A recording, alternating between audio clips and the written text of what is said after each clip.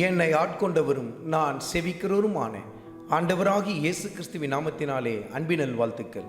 கிறிஸ்து இயேசுவுக்குள் மிகவும் பிரியமான அன்பு சகோதர சகோதரிகளே, எரேமியா தீர்க்கதரிசியின் புத்தகத்தில் 23வது அதிகாரத்தில் 21வது வசனத்தில், அந்த தீர்க்கதரிசிகளை நான் அனுப்பாதிருந்தும் அவர்கள் ஓடினார்கள், அவர்களோடே நான் பேசாதிருந்தும் அவர்கள் தீர்க்க தரிசனம் சொன்னார்கள். தேவ ஜனங்கள் இந்த கடைசி நாட்களில் மிக எச்சரிக்கையாக இருக்க வேண்டும். ஏனென்றால் இந்த கடைசி நாட்களில் எண்ணற்ற ஓநாய்கள் தீர்க்கதரிசிகள் என்ற போர்வையிலே இந்த கடைசி நாட்களில் மிக தீவிரமாய் கிரியை செய்து கொண்டிருக்கிறதை நாம் வெளியரங்கமாய் பார்த்து கொண்டிருக்கிறோம்.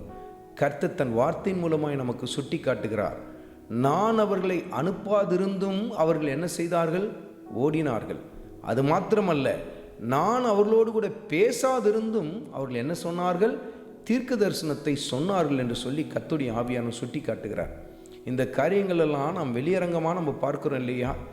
எத்தனையோ பேர் தங்களை தீர்க்கதரிசிகள் என்று சொல்லி அழைத்து கொள்வார்கள், அல்லது ஜனங்கள் அவர்களை தீர்க்கதரிசிகள் என்று சொல்லுவார்கள். அவர்களும் ஒவ்வொரு வருடமும் எத்தனையோ காரியங்களை சொல்லுவார்கள். இந்த வருடத்தில் இது நடக்கும், அது நடக்கும், இப்படி நடக்கும், இந்த ஆட்சி மாற்றம் நடைபெறும், இவர் தான் ஆட்சியில் இருப்பார் என்றெல்லாம் சொல்லுவாங்க.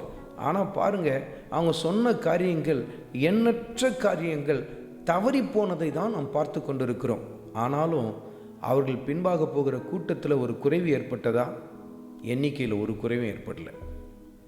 ஆனாலும் அவர்கள் பின்பாக ஒரு திரள் கூட்டம் போய்கொண்டு தான் இருக்கு. இவர் சொன்னது நடைபெறவில்லையே, இப்படி இவர் கர்த்தருடைய நாமத்தில் தீர்க்கதரிசனம் சொன்னாரே, ஆனால் அது தவறி போனதே ஏன் என்று சொல்லி அவர்களுக்குள் ஒரு கேள்வி எழுப்பத்தக்க ஒரு உணர்வு கூட இல்லாத ஒரு உணர்வற்ற ஒரு நிலையில் இந்த கடைசி நாட்களில் ஜனங்கள் காணப்படுவதை நாம் பார்த்து கொண்டிருக்கிறோம். காரணம் என்ன? அவர்கள் கர்த்தருடைய வார்த்தையை நேசிக்கிறதை விட அந்த தீர்க்கதரிசிகள் என்ற போர்வையில் செயல்பட்டு கொண்டிருக்கிற அந்த நபரை தான் அவர்கள் நேசித்து கொண்டிருக்கிறார்கள். அருமையான மகனே, அருமையான மகளே, தீர்க்க தரிசனம் சொல்லுகிறவர்கள் எல்லாம் தீர்க்கதரிசிகள் அல்ல. அவர்கள் சொல்லுகிற வார்த்தை கர்த்தருடைய வார்த்தையோடு கூட இசைந்து போகிறதா என்பதை நிதானித்து பாருங்கள்.